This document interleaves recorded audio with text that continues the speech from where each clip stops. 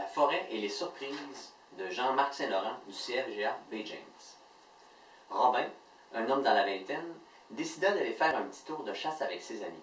Marcus et Paul étaient ses deux meilleurs amis depuis leur enfance. Ces jeunes vivaient en couple. Ils avaient tous les deux des enfants. Ils partirent un vendredi soir pour la chasse afin de revenir dès le dimanche. Ils étaient très heureux de partir à la chasse et de prendre l'air frais. Dans la nuit du vendredi, Paul décida d'aller marcher. Le moment était mal choisi, car le Unlightman était présent. Cette créature fantomatique, que personne n'avait réellement vue, aimait tuer les gens. Ce soir-là, la nuit était noire, avec un vent qui glaçait le sang. Paul entendit un bruit qui venait du fond des bois. « Ce n'est pas normal, » pensa Paul. « Personne ne vient ici. » Il décida d'aller voir avec son âme. Le Unlightman était là. Paul pouvait ressentir sa présence. Il tressaillit et figea sur place, incapable de retourner au camp de chasse. Le Unlightman partit avec Paul. Robin et Marcus se réveillèrent avec l'éclat du soleil sur le visage. Tout à coup, Robin paniqua. Il chercha Paul, mais Paul n'était plus là. Ils ne cessèrent de le rechercher toute la matinée. Il devait faire vite. Robin eut une idée. Il avait dans son chalet un détecteur de métal. Et si Paul était parti avec son âme, il pourrait le retrouver.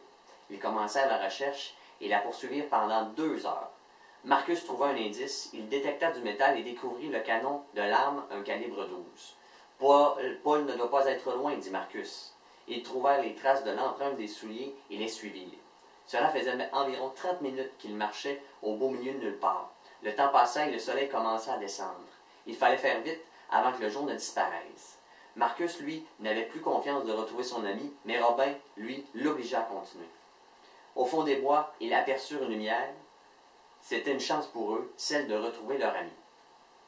Ils arrivèrent sur les lieux. C'était un chalet particulier, plutôt bizarre, car partout on lisait « Unlightman » écrit avec du sang. Ils devinrent vraiment inquiets, nerveux et affolés. Il était 18 heures, le soleil disparaissait, bientôt il serait couché, et aussi il ferait noir. Ils devaient agir.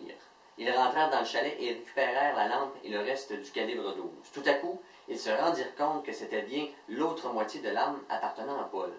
Mais comment cette arme avait pu apparaître ici, se dirent-ils.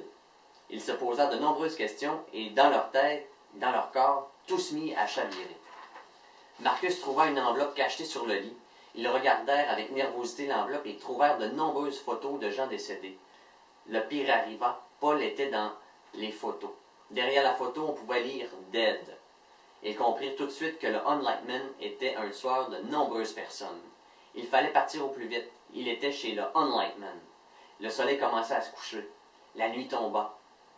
Ils devaient trouver une solution. Ils décidèrent de partir, c'était trop risqué. En sortant du chalet, la porte craqua, le vent glacé les figea. Ils entendirent des bruits bizarres provenant de la forêt. Ils savaient à quoi s'attendre, car le Unlightman, éclairé par la lampe de poche, était là. Il n'avait aucun visage. Il portait un habit propre et il avait la peau très blanche. Le Unlightman était planté devant eux. Ils l'aperçurent pour la première fois sous les rayons de la lumière. Il ne bougeait pas. Il les regardait. Robin remarqua qu'il n'avait pas de bouche. Puis, un cadeau du ciel vint les sauver. Marcus trouva un véhicule. Ils foncèrent sans hésiter sur le Unlightman, aveuglés par les phares de la vieille Ford F-150. Ils prirent la route et foncèrent à vive allure afin de ne pas mourir. Tout à coup, le Unlightman surgit devant eux. Robin dit « Fonce, Marcus, ne t'arrête pas, fonce-lui dessus !»